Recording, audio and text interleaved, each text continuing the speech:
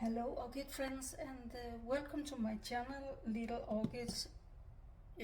My name is Anne, and I grow orchids in the Netherlands. I grow indoor, and I grow up in a growing room upstairs that I have my husband have made for me with lights and the walls that can take a lot of humidity, I think it's called in English, so they can have it nice up there, the orchids, and it's always warm. My temperature is don't ever go below 18 degrees in the winter time, so those I have that need a cool rest, I have a place where I have my washing machines, and that is around 10 degrees Celsius in the winter nights, so they can come out there. Maybe a little warmer, but it's not much. What are you saying? Yeah? Oh? You want to come up and say hi? No? Okay. It's one of the kittens. They are growing, and sometimes they need some attention. Now this is some kind of a request from Toki World in Belgium, because I grow in Cocos, but not. There are different kind of cocos. There are the thing a lot of plants come in, and that is cocos that is grinded up, so it's very very fine and dense and almost looks like dirt, like earth that normal plants grow in. And I think that's why a lot of new growers, they think, oh, it grows in the plant things that normal plants growing, and then they cannot understand their orchids die because it looks the same, but it's not the same. And then there are cocos husk. It's big chunky pieces like these. They can hold a tons of water, and that is also not good. So that I also don't grow in. I peel these totally apart, so it comes out to be something like this, very fibrous, and dry out pretty fast. So you can see, Mark, it's not, it don't hold water the same way as the other one, and it don't compact like a lot of moss does after some time. It stays airy, because when you press it together, if you press moss together, it stays there. And this just springs back on out. You can buy that cocos thing in most terrarium stores, where they have those kind of animals. I cannot remember what it's called in English, but it's frogs and chameleons, and those kind of animals. They use it for the bottom. So there you can buy it in compact, dried out clumps, and then you have to rinse it, and so there's nothing in it, so the water is probably clean when it has soaked in it a while, because else there can be a lot of salts in it.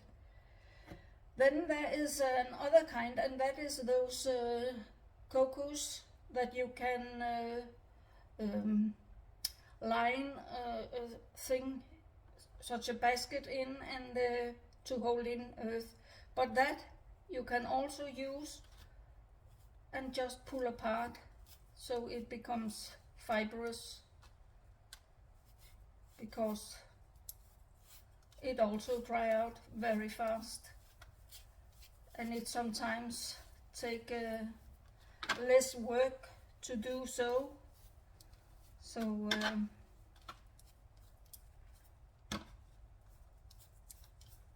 airy stuff. I have just had it in some water.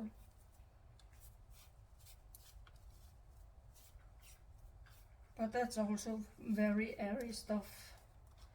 So the roots can get a little bit, it holds a little bit of humidity, but it dries out very fast. It don't hold on it to for weeks as the big chunky pieces does. And then there are people that say, oh, they don't like to grow in that, and now I will show you an example, because I have one here that needs to come over in another bigger pot. It's a Dendrobium nobile type. It looks a bit like the firebird. Oh, it's so humid here today, so you can stand still and the sweat is running. It looks a bit like the firebird, and it's sold under the name Sparkling Champagne. It's very light yellow that goes into the darker yellow when the plant have sit a while. And it grows very fine, but I have had an attack of spider mites, not the red ones, but the one that actually make a web.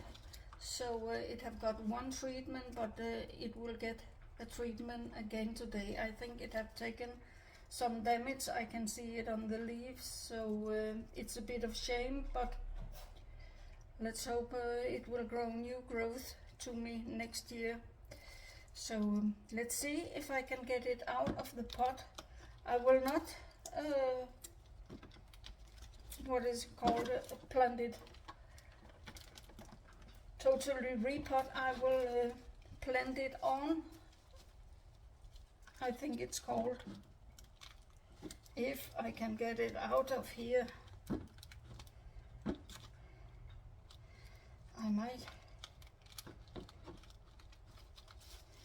have to kill the pot.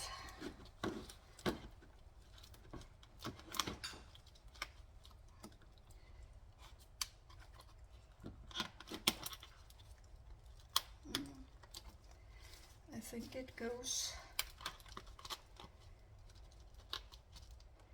if I do it a little bit carefully. So I don't think I damaged much roots.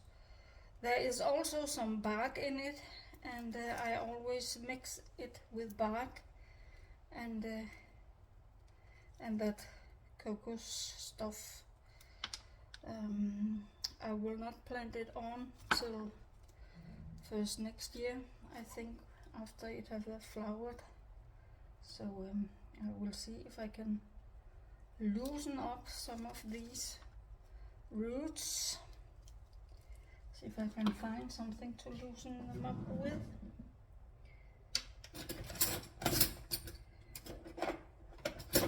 Maybe a knife that is not sharp. It's just to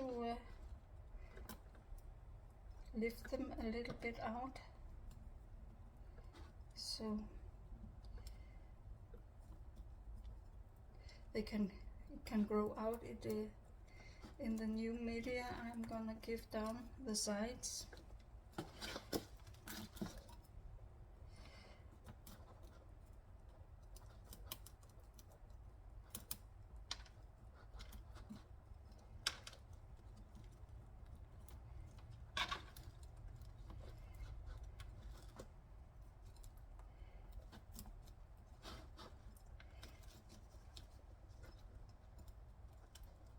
I don't want to damage the roots too much here, so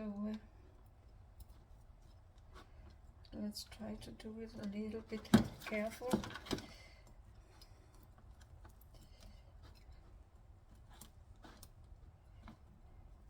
But it will be hard next year to get it out and repot,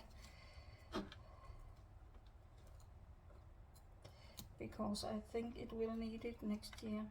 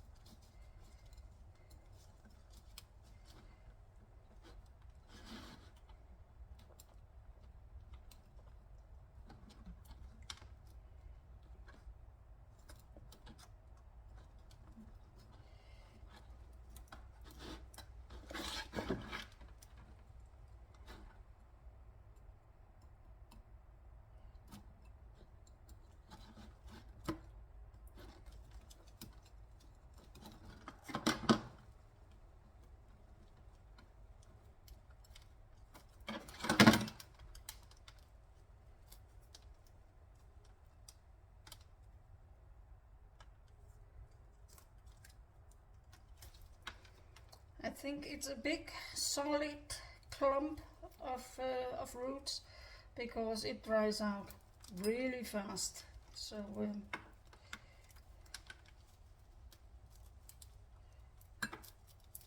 I think all those down here, they are gone, most of them, so I will pluck them off.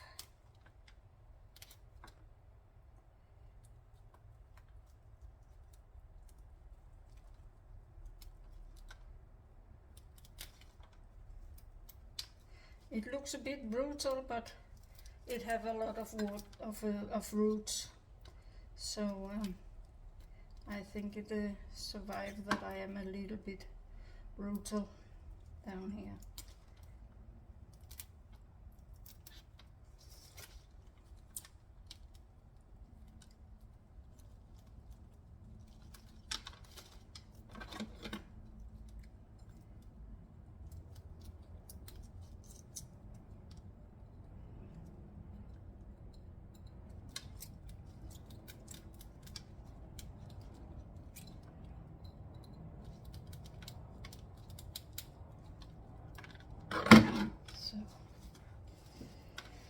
And all I want to do is put it in a pot that is a little bit bigger.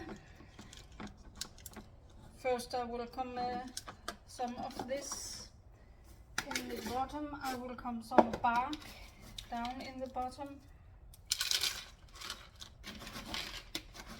So I have some bigger pieces. No, I don't have that. Then I get some of this in the bottom, so the bark don't fall out.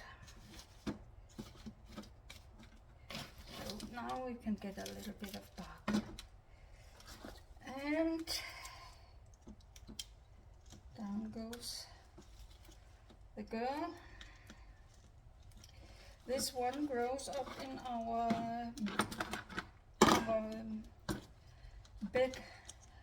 bedroom, and the window is turned west, southwest, mostly west, and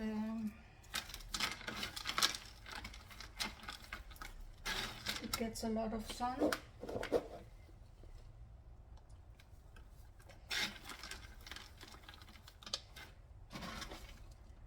And I have all my nobiles standing there, and except the one I got from Münze, yeah, it's also standing there, but it don't have a lot of roots yet. I hope it will at some point. So let's get something down the sides here. I might need the knife to put it down.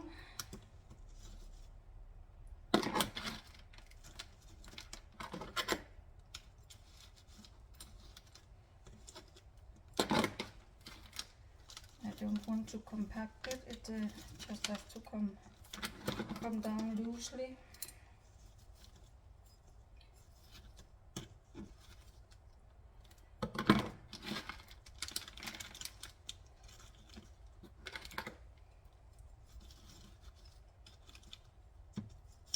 So the roots of something they can grow out into.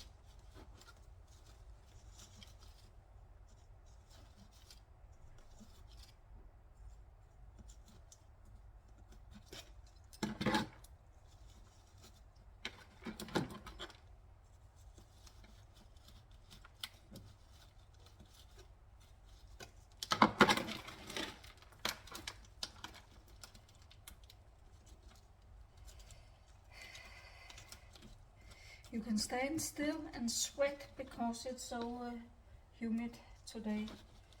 So,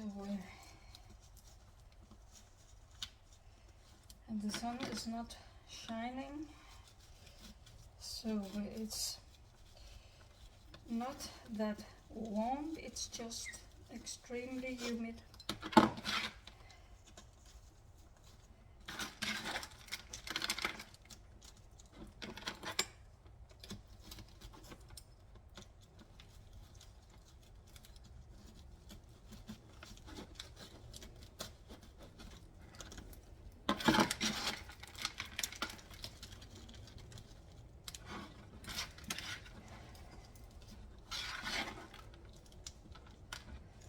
And on top I will just put some of this mix.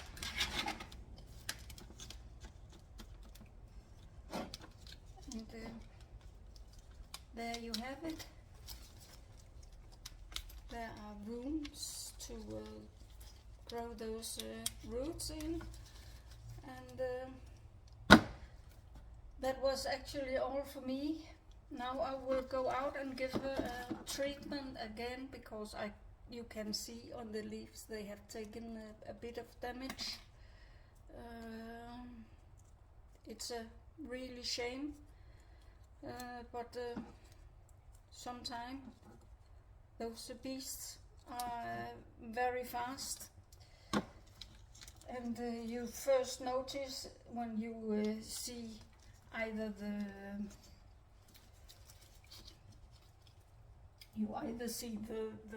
what is it called, the web, or I thought I had a pruner with me down. I don't look like that. I take a scissor because I have to bind it up a bit.